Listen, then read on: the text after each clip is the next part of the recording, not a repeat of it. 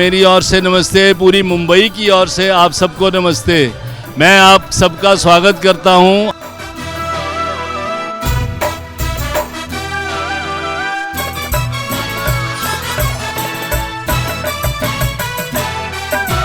या जिसे इस ज्योति को प्रज्वलित करें। ओम आपो ज्योतिरसो अक्षरं ब्रह्म भूर्भुवस्वरो स्वाहा।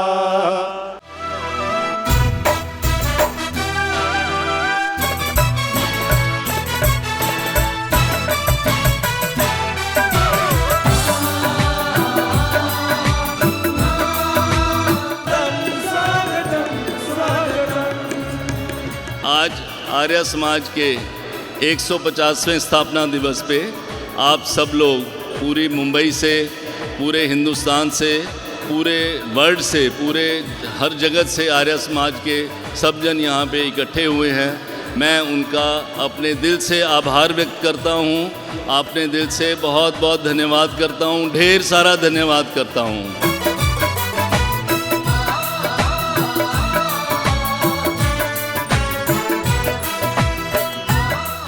जब मैं बंबई की यात्रा के लिए तैयारी कर रहा था तो मन में एक अलग उत्साह, एक अलग चाव और एक अलग भाव उमड़ रहा था। वह भाव था उस नगरी में जाने का जिस नगरी में मेरे इष्ट, मेरे गुरुवर, हम सबके पूज्य महर्षि दयानंद ने 150 वर्ष पूर्व उस आर्य समाज की नींव रखी थी जिसने कालांतर में एक नवीन भारत का निर्माण किया।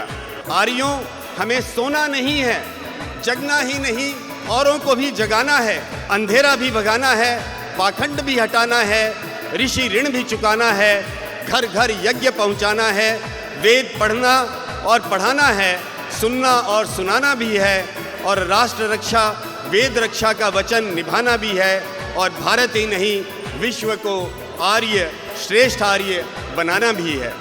50-50 साल की 3 अर्धशताब्दियों को मिलाकर के 150 साल का कालखंड। तो बंधुओं, इस सम्मेलन का आयोजन इसीलिए किया गया है कि हम आर्य समाज के भूतकाल को जानें, आर्य समाज के वर्तमान को समझें और आर्य समाज के भविष्य को समझें। आर्य समाज के लिए गर्व की बात है कि आर्य समाज के पास आज भी जितने वैदिक निष्णात विद्वान हैं, वेदों के गहरे विद्वान हैं, किसी भी संगठन के पास ऐसे विद्वान नहीं हैं। हमारे पास सांस्कृतिक धरोहर है, वेद ईश्वरीय ज्ञान जिससे ऋषि दयानंद ने हमारा परिचय कराया वो हमारे पास हैं। तो ऐसा समाज जिस देश के पास हो, निश्चित रूप से वहाँ चारों तरफ सुख और शांति का वातावरण बढ़ना ही चाहिए। भाई और बहनों, आज जिस स्थल पर हम बैठे हैं, यहाँ ऋषि दयानंद ने आर्य समाज की स्थापना की थी। वो पैदा तो गुजरात में टंकारा में हुए, आर्य समाज की स्थापना मुंबई में की। तो भाई और बहनों, आर्य समाज का अतीत काल एक स्वर्णिम काल था, और इतना स्वर्णिम काल था कि आर्य समाज ने अपने विचार से इस देश की जनता को इतना प्रभावित किया, बड़े बड़े महापुरुषों को प्रभावित किया, और उसका परिणाम कि आज जो परिवर्तन दिखाई दे रहा हर क्षेत्र में, उस परिवर्तन के पीछे ऋषि दयानंद की विचारधारा ने काम किया था।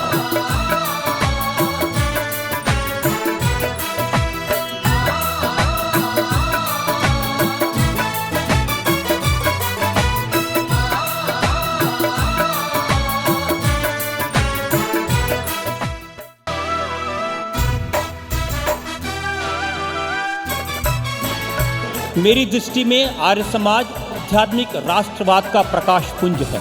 आर्य समाज इस समाज को सुधारने की सतत प्रक्रिया का नाम है। देश की आज़ादी के काल में जब चारों तरफ हताशा, निराशा थी, अंधकार था, ऐसे समय में ऋषि दयानंद ने आर्य समाज की स्थापना की, देश को रास्ता दिखाया। इस देश के जो बड़े बड़े महानुभाव थे, ऐसे महान नेता जिनके हम सब अनुयायी हैं, महात्मा गांधी, लाला लाजपत राय, सरदार पटेल, इन सब ने जिससे प्रेरणा ली वो आर्य समाज था। आर्य समाज ने विधवा विवाह को बंद किया, आर्य समाज ने नारी को सम्मान दिया। आज देश में नारी को कोई सुरक्षा दे सकता है, समाज को नारी के सम्मान के बारे में एक बार फिर से जगा सकता है, तो आर्य समाज ये काम कर सकता है। ऐसे समय में हमारे वेदों का ज्ञान दुनिया तक कौन पहुंचाएगा? हमारे ओम की हुंकार दुनिया तक कौन पहुंचाएगा? ये काम आर्य समाज करेगा। मुझे नहीं लगता कि हमारे देश में कोई ऐसी और संस्था है जो हमारे विरासत को, हमारी संस्कृति को, हमारे ज्ञान को दुनिया के कोने कोने में पहुंचा सकती है, क्योंकि आप ऐसा संगठन है जो वाकई में दुनिया के कोने कोने में फैला हुआ है।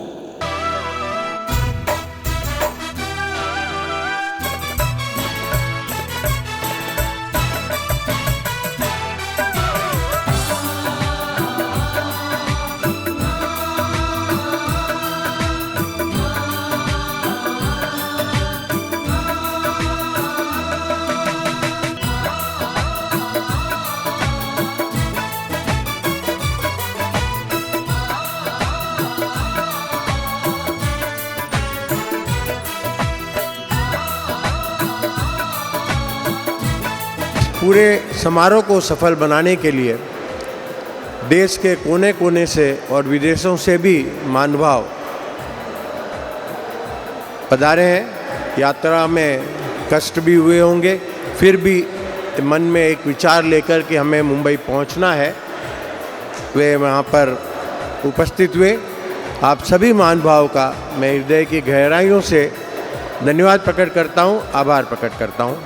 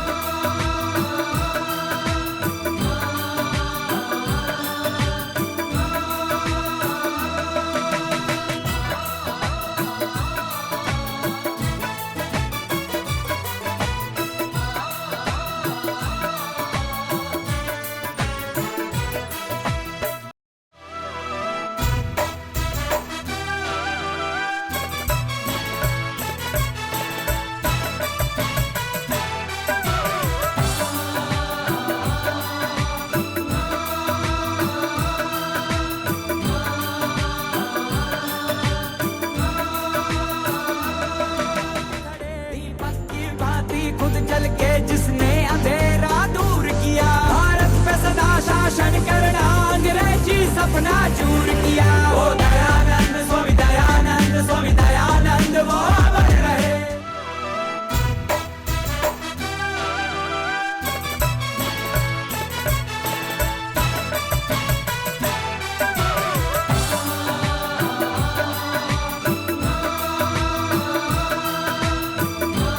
आप फक्र करेंगे, दिल्ली पधारें, जैसा कि आप सबसे निवेदन किया गया, आप सबने उसको स्वीकार किया। हमारा संकल्प है कि दिल्ली को एक मॉडल राज्य के रूप में, आर्य समाज का राज्य के रूप में विकसित किया जाए। गुरुवर है गुरुवर के वहाँ नारे लगाऊंगा, मैं अपने दर्द की आवाज़ दुनिया को सुनाऊंगा। अगर सूरत दया स्वामी दयानंद सरस्वती जी ने, जो वैदिक विद्वान थे, जिन्होंने अपनी सोच से, अपने आध्यात्मिक कार्यों से, अपने सुधार की पद्धतियों से समाज की बहुत बड़ी सेवा करी, पुण्य का काम किया। जिस प्रकार से उन्होंने सती प्रथा के खिलाफ लड़ाई लड़ी, छुआछूत को समाप्त करने के लिए अग्रसर रहे, और जो सामान्यता शिक्षा में वो विश्वास करते थे कि सभी को समान शिक्षा का अधिकार मिले, हमारी बहनों को, हमारे बिटियों को, बेटियों को अच्छी शिक्षा मिले, जिससे वो भी समाज का एक अभिन्न अंग बनकर देश सेवा कर सके, देश को आगे बढ़ाने में अपना योगदान दे सके। नारी सशक्तिकरण स्वामी दयानंद सरस्वती जी की विशेषता थी, और आज हम सब के लिए ये सुखद बात है कि प्रधानमंत्री नरेंद्र मोदी जी लगभग हर उस विषय को लागू कर रहे हैं, अपनाया है उन्होंने, जो स्वामी दयानंद सरस्वती जी हम सबको सिखा कर गए।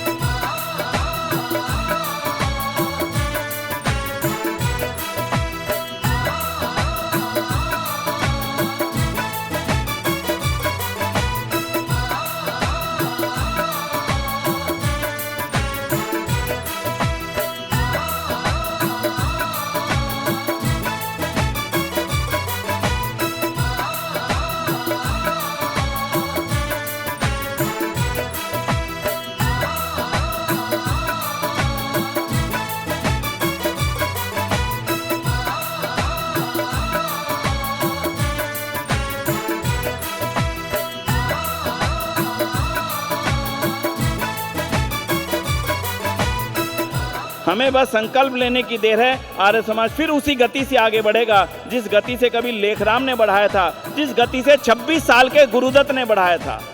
आज हम उनका नाम यहाँ पर ले रहे हैं, इसका मतलब समझ लीजिए वो गुरुदत्त ही आर्य समाज है।